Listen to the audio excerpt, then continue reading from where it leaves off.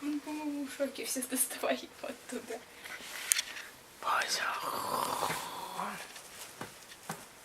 Он дышит еще. Это нормальный.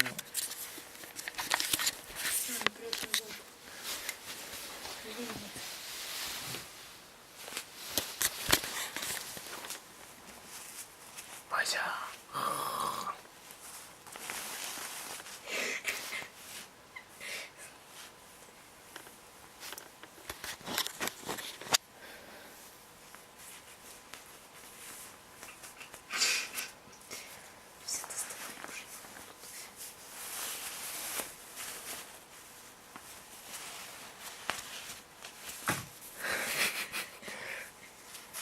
Вот с веревочкой он любит играть.